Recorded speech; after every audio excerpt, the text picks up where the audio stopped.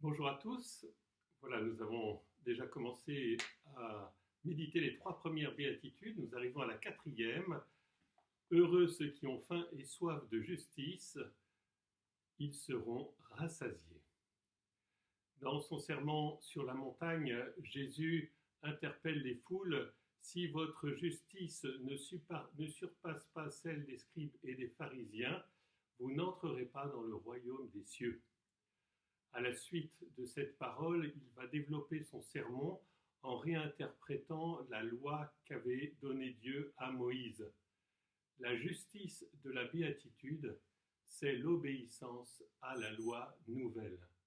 C'est la loi que Jésus lui-même a résumée de cette façon: tu aimeras le Seigneur ton Dieu de tout ton cœur et ton prochain comme toi-même. Autrement dit, heureux les justes signifie heureux ceux qui font la volonté de Dieu, ceux qui entrent dans la charité du Christ. Souvenez-vous de Jean au chapitre 15, si vous gardez mes commandements, vous demeurerez dans mon amour. Je vous dis cela pour que votre joie soit parfaite.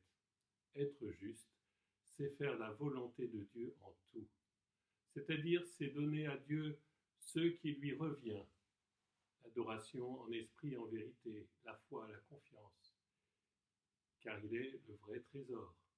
Et c'est donner au prochain ce qui lui revient, un amour équivalent à l'amour de soi-même. À ce sujet-là, je voudrais faire une remarque. Aimer son prochain comme soi-même, cela va très loin.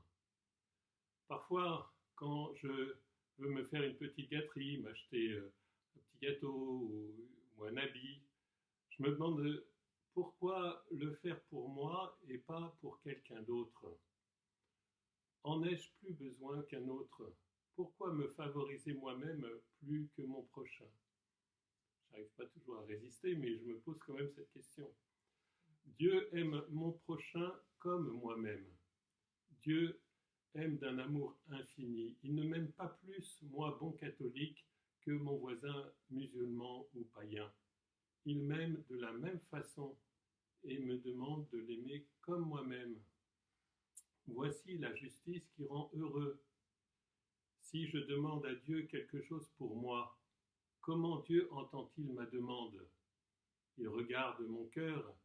Si je demande pour moi égoïstement ou si je demande légitimement, c'est-à-dire s'il voit que mon cœur prête peu d'attention à mon prochain, Dieu préférera exaucer mon prochain plutôt que de m'encourager à rester égoïste.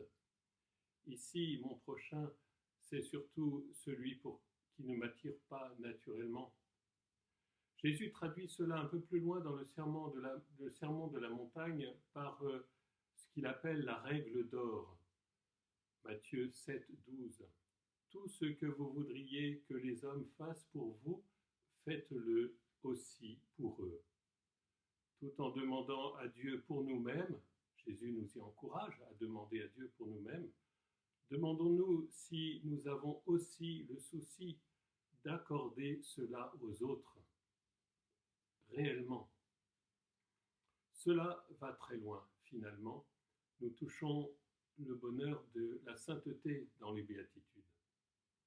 Je voudrais donner un exemple. Le pape François, dans son encyclique Fratelli Tutti, et par de nombreux propos, par ailleurs, sur les migrants, nous bouscule dans nos retranchements d'occidentaux nantis.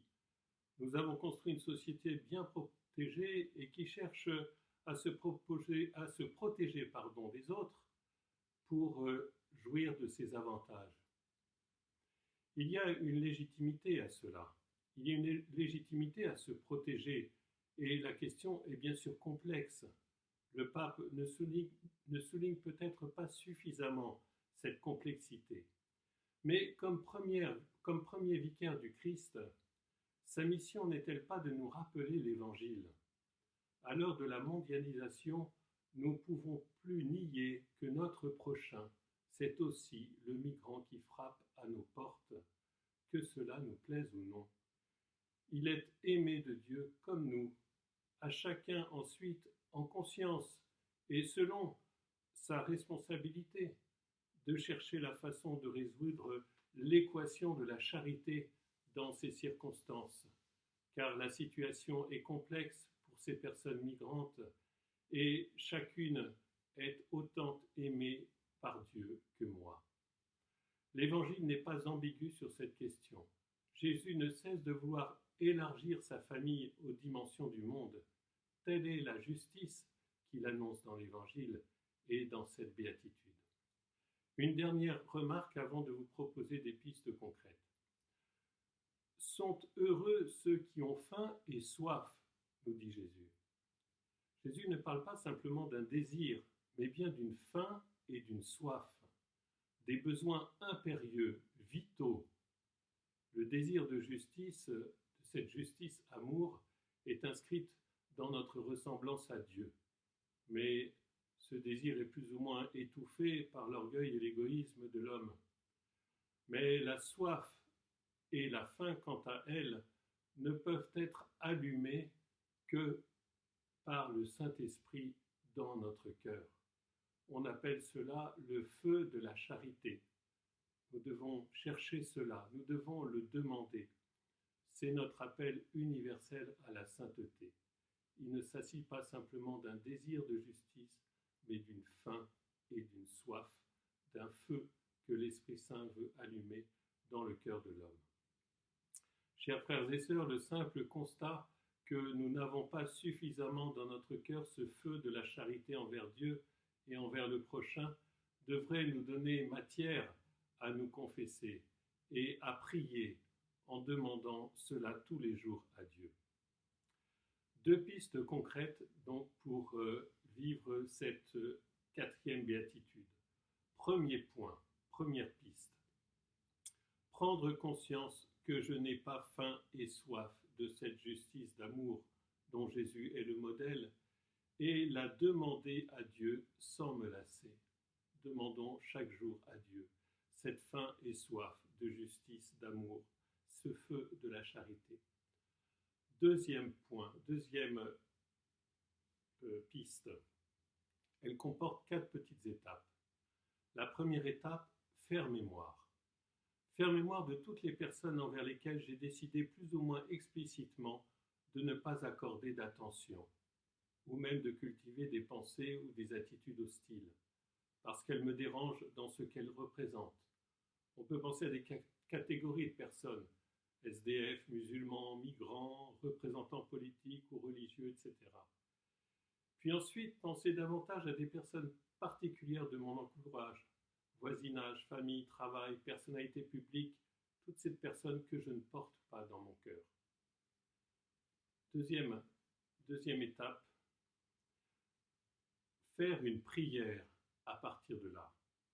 Premièrement, je reconnais que cette attitude du cœur n'est pas juste, elle n'est pas ajustée à l'Évangile, et j'en demande intérieurement pardon à Dieu. Deuxièmement, dans cette prière, je reconnais que je ne sais pas comment aimer ces personnes. Je reconnais ma limite et je la remets à Dieu. Seigneur, je ne sais pas comment faire pour aimer ces personnes, mais je te remets cela. Et troisième étape dans cette prière, je demande à Dieu de les bénir, car je crois qu'elles sont aimées par lui autant qu'il m'aime moi-même. Et à travers cette prière, je lui accorde à lui, Dieu, sa volonté de les aimer. Troisième petite étape, ensuite, chercher à poser un acte. Se demander s'il n'y a pas parmi ces personnes une ou l'autre pour laquelle ou lesquelles je pourrais mettre en pratique la règle d'or. Tout ce que vous voudriez que les autres fassent pour vous, faites-le pour eux. Réfléchir à son entourage, pour qui je pourrais exercer cette règle d'or. Et puis enfin, quatrième étape, goûter intérieurement. Ce qui se produit au terme de cette démarche, ou d'une de ces étapes, si on n'a pas eu le temps de faire tout le parcours des 4 étapes. Est-ce que je ressens un sentiment de paix? Cela veut dire que vous avez permis à l'Esprit Saint de vous conduire.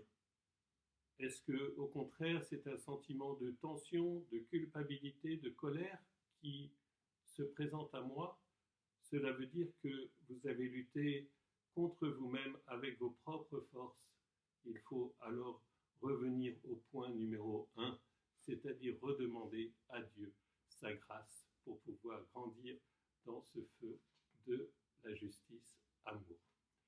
Chers frères et sœurs, c'est tout un programme. J'en suis bien conscient et moi-même, j'ai des fois bien du mal à le mettre en place, mais les béatitudes sont là pour nous convertir et nous aider à entrer dans le chemin de Dieu et trouver sa paix et sa joie. À très bientôt pour la prochaine béatitude que le Père Jean-Baptiste nous introduira.